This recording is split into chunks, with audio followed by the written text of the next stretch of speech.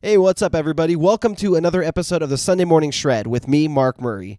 This week, I got a special guest for you guys on the show. We'll be back next week with more Q&As and some of your guys' guitar submissions to show you guys. I got some already in my folder that I'll have ready for you guys next Sunday. But this week, I got my friend Chris Snyder's coming on. So we talked about his new album. He got a new Solar guitar. He has a meditation page, a Patreon page. We talked a little bit about that stuff.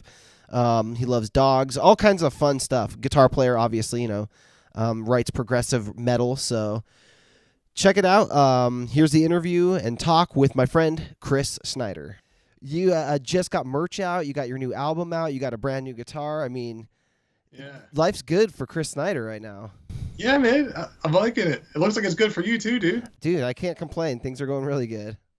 Freaking new kid. What's his name? Wolf, you said? You have a new kid? Baby Wolf, yeah. Dude, that's amazing. Congratulations again. I already said it, but congratulations. That's so cool. Yeah, thank you so much. He's doing awesome, and the dad life is incredible. Yeah. And then Thrash to what was it again? Trash to Thrash. Trash to Thrash, yeah. That's a cool show, man. When I first watched that, I immediately was like, this reminds me of what is it? Pimp My Ride from MTV, but like with guitars. And I used to watch that show like crazy because I thought it was really cool. You know where I got the idea was really from like all the shows that kind of copied Pimp My Ride. Like on Netflix, there's all these guys who restore cars, and like there's this one specific guy, I forget where he lives. I don't remember if he's in Canada or he's up north somewhere, but he has like this huge lot of cars, and he has like hundreds of cars that he owns, and he's this kind of crazy guy, and he has this sidekick with him that looks like Mario from Mario Brothers or like Ron Jeremy or something. And they're like this crazy little duo, and they'll be like, what do you want to do today? I don't know. Let's work on a Camaro. And they'll go out to his yard. They'll find like 3 Camaros and be like, well, the front end's trash on this one. The rear end's bad on this one, but the motor's good on this one. Let's combine them all into one killer car and then sell it. And that's where I got the idea from, was from watching that guy, because I had like so many guitars around here. I've sold like 30 guitars in the last year. It's insane. And whittling the collection down, and finally it's down to like only the ones I care about, and then I have my projects that are all going to be for sale. And it's been, I had 50 guitars in my collection at one point. Whoa. How many do you have right now? I have 20 that are like my personal collection, and then I have, I think, 10 that are projects like that I'm working on right now, and probably 3 or 4 that are completely done, that are ready to be listed up for sale somewhere. Nice. So I got a lot of them, but my personal collection has shrunk quite a bit. Okay. Is that what that is in the back, the little personal collection right there? Yeah, right here there's 5 of them that go across here. Okay. And yeah, those are like my favorite ones. It's the quilted maple ones, the 2 Japanese ones over here, and then back there you can see there's a bunch of headstocks. Mm-hmm. And there's like all my Metallica guitars, like my Explorers and my Gibson Flying V and LTDs and stuff. And then over on this side of the room, there's like a couple more acoustics and 8-string and a bass and some other stuff. So I have all of them in one room now, which is pretty cool. Nice. Yeah, I could actually fit them all. A little more modest. Yeah, seriously. Yeah, I have like 4. And yeah, the new one is right here, actually. It's the Solar, which I'm really happy about. Solar. It's Ola Englund. I just freaking love it. I love the look, first of all. I think it's so awesome. I love the reverse headstock right there. Oh, dude, is it flat black? Yep. Or matte black. Matte black? Yeah. Dude. I love these little, I don't even know, just like little stealth looking concave things right there. It's the design. And also, I freaking love the cutaway because it's so deep. And it's really easy to get your hand right there. And it's not quite as good as, I guess, the Haxon. This is probably like second best to the Haxon. But I freaking love it. It's super comfortable for me to play. And yeah, it's got the Evertune, which this is one of the main reasons I got it, actually, because the Evertune. Because have you ever played with an Evertune before, by any chance? No, I want to know about that because I've seen them. I don't really honestly know anything about them. Like, people love them, and it seems like they're like the future of guitar bridges. What's the deal with them? What do you like about it? Yeah, it's really interesting. It's not like any other bridge that I know of, and basically it's like if you set it up correctly, which I'm still learning how to do, to be honest, But if you set it up correctly, then basically it never goes out of tune, which is kind of crazy. So especially if you're like recording or something, like one of the things that is kind of annoying for me is when I'm trying to record and I have to keep on going back and like retuning the guitar because it keeps going out of tune if you're on stage or something. But you don't really have to worry about that with this. It's kind of crazy. And so you can just kind of spend more time recording as opposed to tuning all the time. It's pretty cool. And it's like the way that you set it up, it's like some people are, I guess, are afraid because they think that you can't bend it or something. But it depends on how you set it up. So you could set it up so like you can bend it as much as you want, but it's still just going to be like in the same note. It's kind of strange. So if you want it like that, yeah, you could set it up like that for different occasions. But you could also set it up in a certain way so it'll still bend and it'll stay in tune. So it's kind of like a whole new mechanism, honestly, that I'm still trying to figure out. You could probably figure it out faster than I could because you're like super mechanically inclined, but I'm not. But I'm almost there. Flip the guitar over. What does the back look like? Does it have springs that come out the back or anything like that? No, it's whatever that is. Okay, so there is like some kind of cover on the back, and the strings go through to the back. Oh, yeah, I guess so. Yeah, I guess you're right about that. I don't know how they work at all, so I don't know if there's like moving pieces in there that compensate as you bend and do all this because it's new technology. I haven't had my hands on one yet. I need to. Yeah, I only have like a bird's eye view of the whole thing, but I do know that it's like something about how it's made. It's like you tune it a certain way and then something over here compensates for it, and I don't really understand it, but yeah, it's very different. It's pretty cool for sure. And I know that, like, I was hearing about how Devin Townsend's using it, and Andy James has an Evertune, and Ola Anglin obviously uses Evertune. So, like, they basically just sold me on it. I was like, I want to try this out. And I'm liking it. It's really cool. Do you know how long that company's been around for? Solar, I think he started that in, like, 2017, I'm pretty sure. I've seen So it. it's like pretty new. A lot of people really like them, and it's like they came out of nowhere to me. Yeah, it was, like, pretty freaking new company. And also, the whole thing with the lack of inlays was kind of freaky for me at first, and because a lot of his guitars are like that, they just have the Solar logo right there. So that was a little freaky for me at first, but I just got it, and I was like, if I don't like it, I can just send it back or whatever. But so far, there's no problems at all, and I think like just the more you play, the more you kind of get used to where you are. So, like, I never find myself really feeling the need for inlays. And if I ever did, then there's these little fret markers right here that actually glow in the dark. You can't really see it that well, but glow in the dark, which is pretty cool, too. That is cool. Yeah, I guess if you were on stage or something that's all dark, you can see the inlay or these little markers better. So I'm liking it. It's cool. It's really comfortable to play, too. Your new album that you put out, is it mostly 7-string stuff? I think just one song, actually. One song is a 7-string. And that's the last one, which is Thought Stream. And that's probably my favorite, actually. I really like that one a lot. And it's been getting like a pretty good reception from people. So I'm just really happy about that one, for sure. Before we talk, I guess, more about the album, it's available on Spotify. Where else can people find this? Yeah, really anywhere. Like Amazon, you can get on my website, which is, I believe it's just Chris Snyder. I should probably know the name of my website. It's like, I guess just look up Chris Snyder Guitar, and it's on Wix. It's on there. The easiest way I found was Linktree/Chris Snyder Guitar, and then it's got your website, your YouTube channel, your Spotify, your meditation channel, your Patreon. Everything's right there. Perfect. Yes, that's it. And then also over on Instagram, if people go to your Instagram page, the link in your bio is the Linktree. Yep, exactly. Yeah, Linktree. That's where all my stuff is. Dude, awesome. Yeah. That's so awesome. How long have you been working on the new EP for? I started it back in 2020, and it was like October, November, and the first song I wrote for it was Triumph, so I was kind of working on that, and yeah, so first it was that, and then I wrote From the Abyss right after that, and then I wrote Thought Stream. And then I kind of I redid a cover of a Beatles song called Because. So like I had recorded that like years ago, but I just re-recorded it because I'm better now. Yeah. And when you were writing these songs, were you planning an EP, or were you thinking full length, or were you just writing songs to write songs? I was kind of just writing songs to write songs, sort of, but I also really wanted to get an EP out for sure.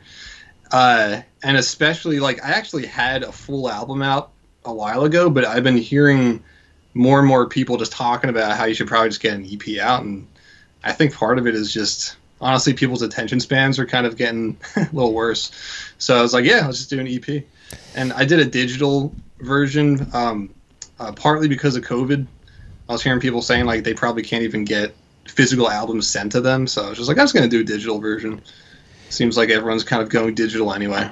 You know, I put out a couple albums over the last couple years, and I get impressed because there's something to me because I'm 34 years old. I'm old compared to all these youngsters now, and I like CDs, and I know you do too. You like going over your CD collection on your YouTube channel. You've done videos about your collection, and yeah, there's just something about having a CD and like the old school image of like when you walk into the record executive guy's office and they've got like the plaque with the gold record in there and then like a picture of the album and like it's certified diamond and like there's something about that to me that's just so cool. I think you're totally right. Yeah, and I actually a friend of mine, he just bought my EP yesterday, which I'm grateful for, and he was asking about that. He was like, "Are you selling physical copies?" And because he just likes to have it, kind of like as more of a collector's item, I guess at this point. But yeah, I totally agree. And I was also talking to another friend, like pretty recently, just about how, like back in the day, it was kind of more of like an experience. It's like I'm gonna go to the actual CD store and like look through the CDs like a friggin' journey or something, and then you find it, and it's like, yes, I found it. You know, and then you go back home, and then you look through the booklet as you're listening to the CD or whatever, and yeah, I still love that. I think that's such a cool experience for sure. It adds to it. Last time I did that was like years ago now, and I did it. You know, I went to Best Buy. I went and bought a Between the Buried and Me CD, and I remember the best stereo I had was in my car. So I'd drive around for an hour and a half and listen to the whole album straight through, and it's been a while. That's so cool. Yeah, it was a whole experience. I think my dogs. Oh, one second. I close the door. Okay.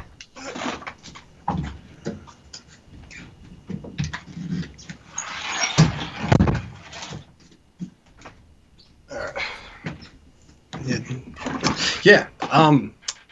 Yeah. So I was gonna say I usually don't do that either, but the last time I did that was with the last Liquid Tension album that just came out, and I have this thing where like when a CD comes out that I really really care about, I'm definitely a lot more likely to actually buy it, like the physical thing, and also I have a thing where I'll like at night I'll just lay in my bed with my headphones on and just listen to the entire thing straight through. Like it's really like a ritual. It's like a meditation ritual in itself. It's cool.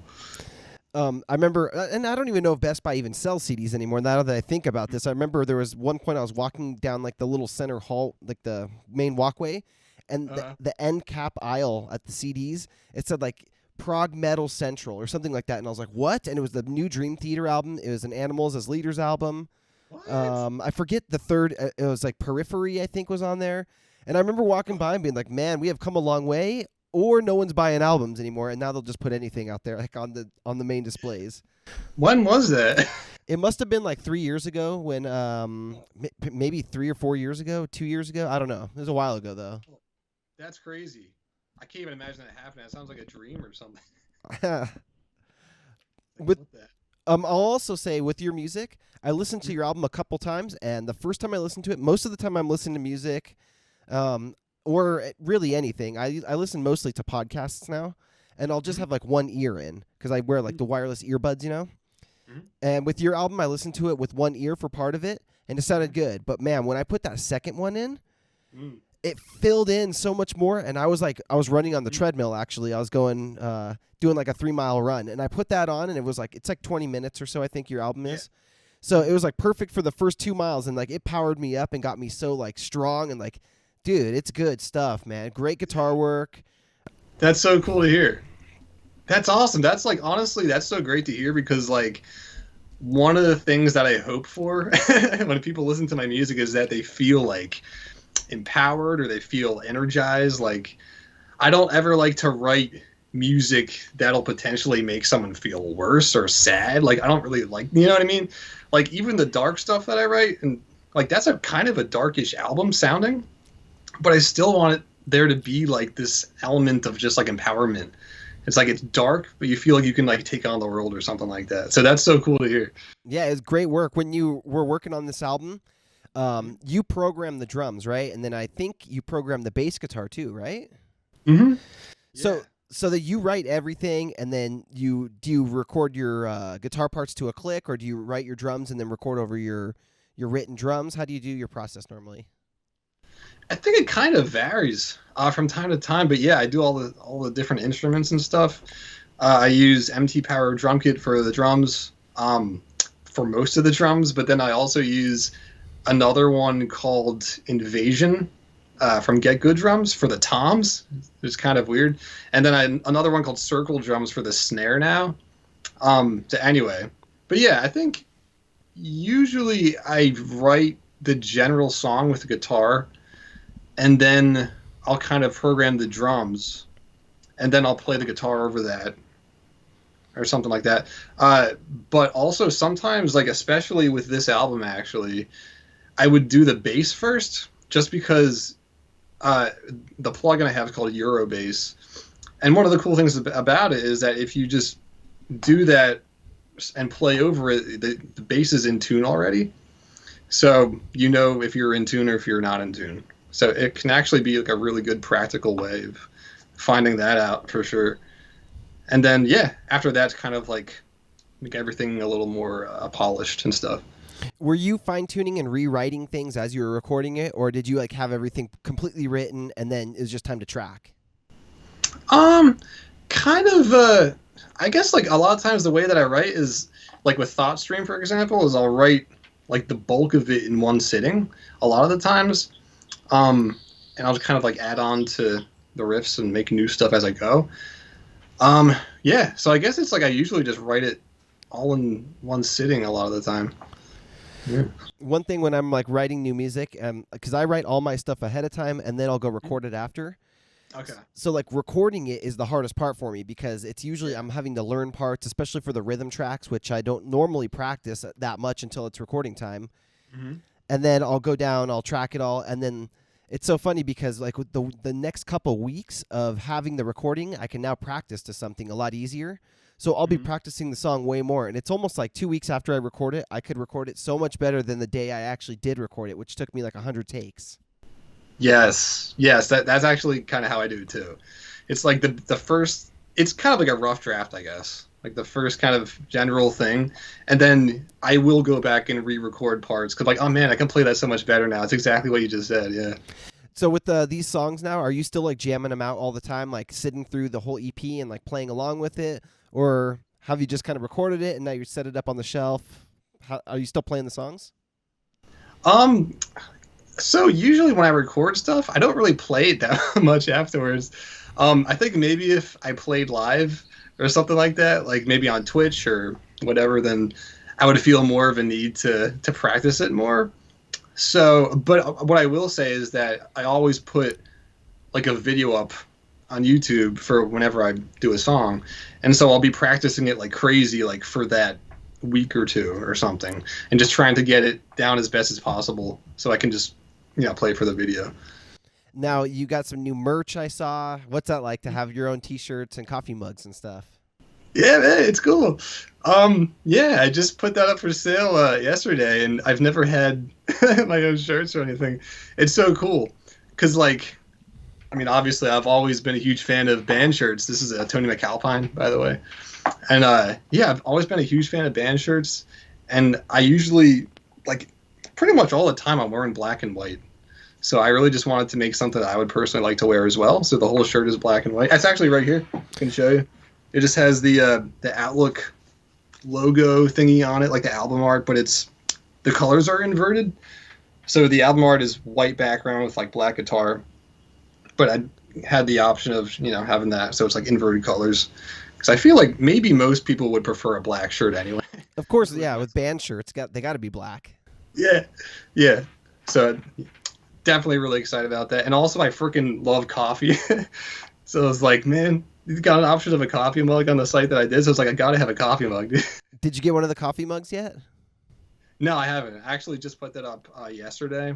I think it takes like a week or two to get there. But yeah, I'm really excited to get the coffee mug though because I think it personally looks freaking awesome. Yeah, and you can have it in all your videos as you're talking. You're drinking out of a Chris Snyder coffee mug. Like, how cool is that? Yup, wearing my shirt. Hell It's yeah. awesome. Yeah, dude, shameless self promotion. How's the meditation channel going? I know you started a meditation YouTube channel. Oh yeah, that's very much in like the beginning phase. But yeah, I'm like a huge meditator, so I'm actually working on a course right now of just like learning how to meditate, and it's kind of funny because when I first said that in public, I had a lot of people message me like, really? Like, they were really surprised. And I guess it's like you don't typically expect a metal guitar player to also want to have a meditation course, but for me, it works out perfectly because I love meditation.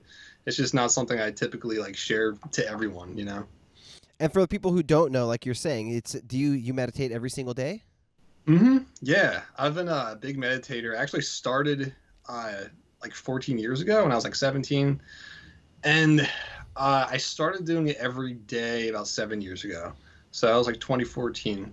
I was like every morning, been doing it, and it's honestly been like one of the best decisions I've ever made. So I freaking love it. I think you said that you kind of meditate too, right? Well, in a way, I do. I mean, I don't like, I think when most people think of meditation, most people who don't know what it is exactly, they think that you're sitting in the lotus pose in Mm. karate pants with your shirt off and you have incense burning and you're humming and you have Indian music playing in the background. But really, to me, what meditation is slowing down for a couple minutes even and collecting your thoughts and kind of figuring out a plan. I mean, I don't do it in the traditional way of like finding my center and breathing and focusing on my breath and all that stuff. I'm more of like centering my thoughts and kind of planning. And it keeps me to where like if something comes up in the day, I'm not going to get pissed off and like explode. I'm Irish, so I have that in me. Like I'm ready to go at all times. So if like something's not going well, I can like kind of internalize it and then start thinking of like solutions and focusing rather than just exploding, emotionally.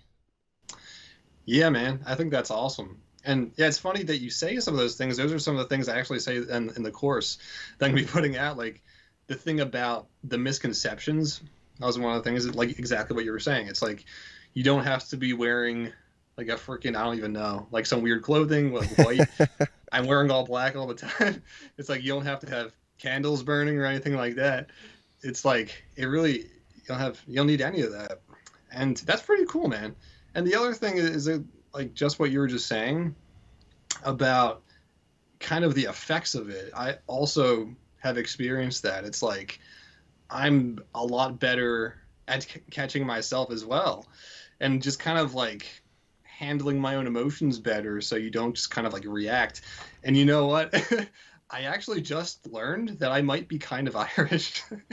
Like, and this was like a couple months ago. I actually have like a little percent of Irish in my blood, so maybe the meditation is kind of helping to counteract that or something like that. Nice. Well, welcome to the team, I guess. Yeah, something like that. But it's weird because like I don't have red hair and you don't have red hair, so it's like we wouldn't expect it. No, yeah, they come in all different shade hairs and everything like that. So Okay, gotcha. Yeah, well, that's awesome, dude. So when you meditate, is it like you do it to start your day? Is it to halfway through the day as a break? How do you normally do it? Yeah, I do it to start my day. So like right when I wake up, I actually listen to a little bit of whatever audiobook I'm listening to because I'm always listening to something, some kind of book. And right after that, then I start to meditate. And I'll do it for like 10 minutes, 10 minutes every morning. I found that it's better to do it, at least for me, and I think for a lot of people, better to do it like either in the morning or at night.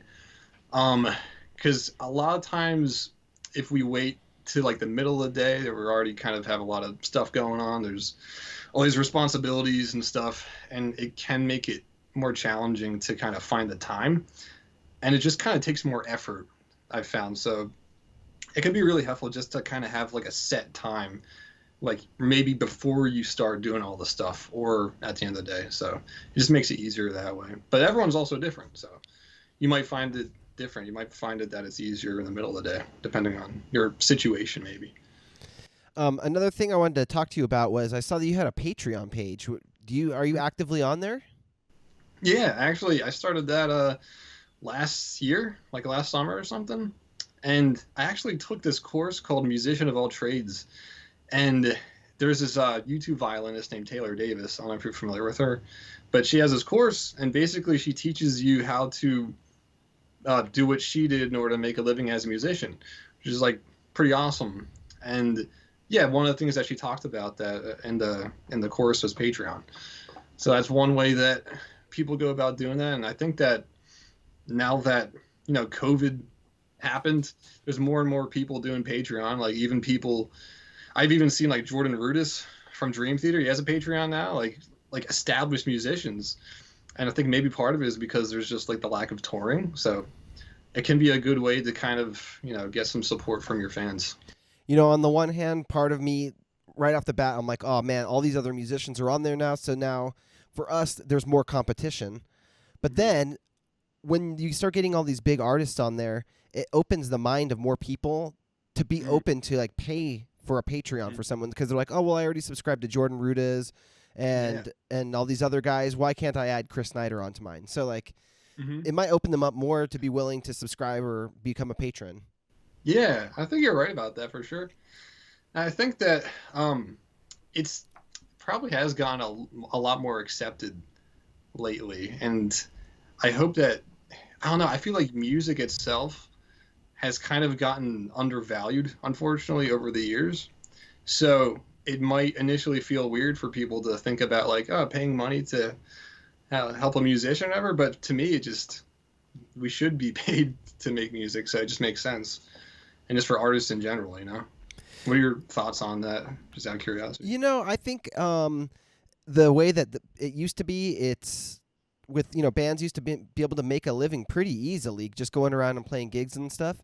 I think it's like any industry. Manufacturing jobs are going overseas. There's, it's harder and harder to get jobs these days, and you just have to find a way to be creative. So I think, I think things like Patreon, or if you can find a service music-wise to get you through, and like I do when I rebuild people's guitars for them, it gets harder and harder, but that kind of weeds out the people who are less willing to work. So like as long as you're willing to put in the work with music, I think you'll be able to find a path, but it's not an easy path. Like some people think that they're just going to get on Instagram and YouTube and start a channel and it's going to be easy and they're going to be making money in no time. But really it takes years and years, like 5 to 10 years. Most of these people are on here before they start making money.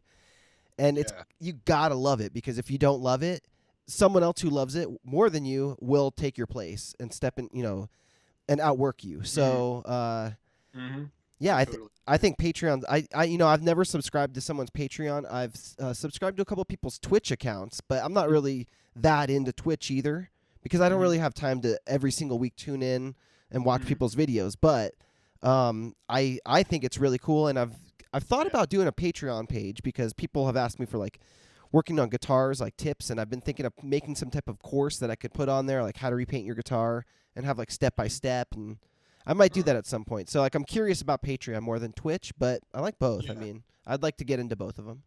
Yeah, that's cool. Yeah, I think all the things you said are definitely really valid for sure. And I like what you're saying about basically how things are just so different these days, and especially being an independent musician. And I think that we kind of have to come up with creative ways to sort of, kind of compensate for how things have changed so much. And honestly, I'm not even sure if it's necessarily a bad thing.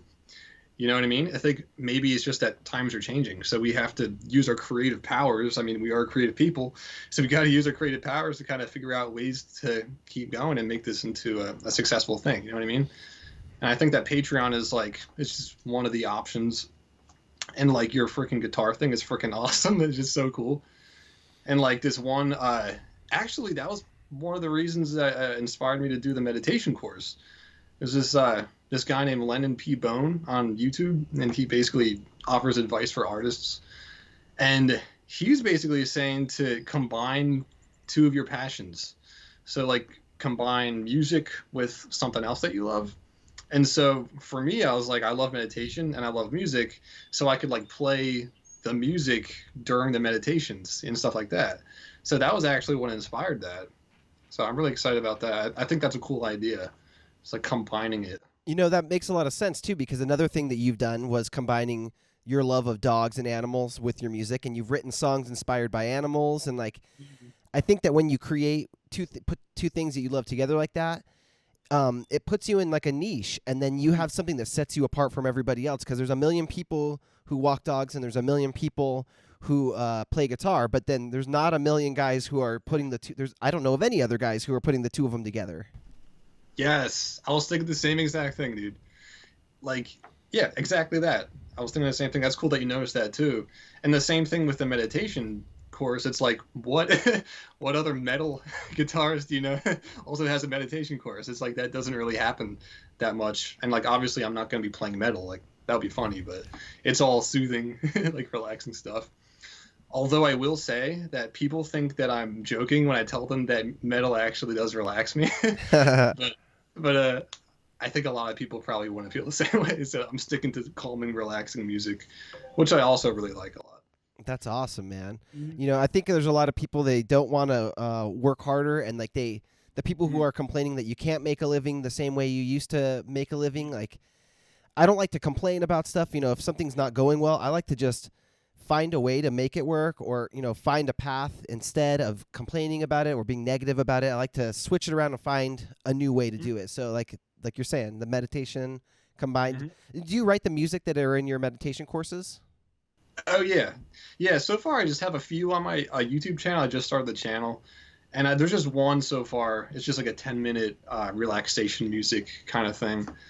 And I actually just used I was using my XFX2 for that. I've been using that for everything, and I finally got it working. I think the last time we talked, maybe I didn't get it working yet. So got it working. I freaking love it. I'm pretty sure it's the same one that you have, right? The XFX 2 plus or XL plus or something like that. You know what? Mine's not even an XL Plus. I'm looking at it right now. It's just an XFX2. Oh, okay. And man, dude, I love this thing. I mean, it's been such a game changer. Yeah, dude, totally. I love all the tones. All the tones just blow everything else I've ever owned out of the water as far as like software, like whatever. But I was gonna say that I just used a preset, and it was I think it was Misha Mansour was one of his presets.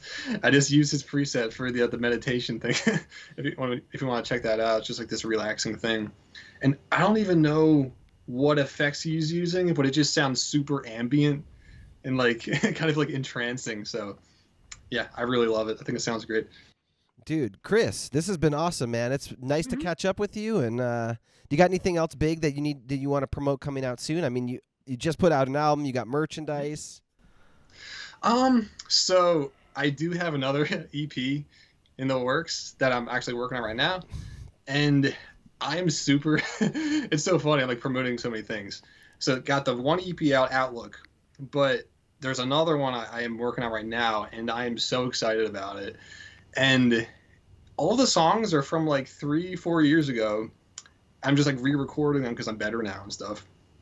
But the artwork, the artwork is so cool. I've been like just dying to show people the artwork. Like I'm not trying to like. I think the music and the artwork are both really cool, but I'm just super super excited about the artwork. I don't want to give anything away, but it's like I worked with this artist, and it's this really epic kind of like fantasy based thing, and it looks so freaking cool. And I actually want to make posters of it when it finally comes out. Like I actually want a poster of it on my wall because it looks that cool. So I'm excited about that too. That's awesome, man. I can't wait to see it all.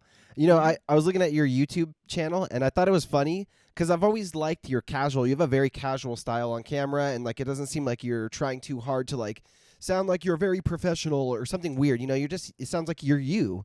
Yes. Yeah. And one of the things you just said reminded me of on your YouTube page. It says at the top, subscribe for guitar performances and stuff. Yeah. Yeah. I just changed that yesterday. Actually, that's funny that you noticed that. Oh, I was looking at that today. I thought that was stuff and stuff. Yeah. Yeah, dude. Because I don't know. It's like I guess that has to do with the branding partly, and people are like talk about how you should brand yourself. And I feel like I've been learning more and more over time, like how I want to present myself and how I want to brand myself. And I think I've just been realizing, like, I'm just gonna be really casual. Like, I don't freaking care, dude. So I think for a while, it was at the top of my channel, the banner, it just said like guitar performances and tips, which is fine. Yeah. But it was literally just yesterday. I was like, stuff is better. That's my personality. I actually wanted to put guitar performances and shit, to be completely honest, but I was like, maybe that's a little too far. Yeah, YouTube might not like that. Yeah, we'll stick with stuff. That's funny, man. I saw that and I was like, oh my gosh. Yeah, I enjoyed that. I was like, I feel like that's just a lot more me. All right, dude. Well, I love your style too. You have a really relaxed style on camera as well too. So I really relate to that. I think that's awesome. you know, sometimes I do and sometimes I don't. Like, there's some videos like on Trash to Thrash when I'm like super announcery and I'm like, very professional. I guess I try to make it look like a TV show. But then there's other times where I'm just like this, like I'm just normal conversation or whatever. Yeah, and maybe there's a time and place for everything. Yeah. Yeah. All right, dude. Well, it's at Chris_Snyder_guitar on Instagram, right? Yep. Okay, underscores between each one of them. Everybody go follow Chris. I'll put a link down in the description to his link tree. So that'll have his YouTube channel and his meditation channel and Spotify and all his links, his website, everything. Dude, thank you so much for having me. This has been awesome. Just like really nice of you to invite me on here. It's just great. You're cool. Thank you so much. Yeah, dude, I love what you're doing. So keep it up, man. Thanks, dude. All right, cool. I'll talk to you soon. You, yeah, good talking to you too. All right, I'll see you later. See you later. All right, guys, thanks so much for watching. Go check out Chris's page. I'll have all his links down in the description below. I appreciate you coming on, man. I'm a fan of your stuff, so keep doing what you're doing. The new EP is awesome. You guys should go check it out. It sounds great, and Chris is doing good stuff over there on his channels. So at Chris_Snyder_guitar. Check out the link tree down below and all his links and all that stuff. And I'll see you guys on Thursday for the series, not the series finale, the season finale of Trash to Thrash, episode 20.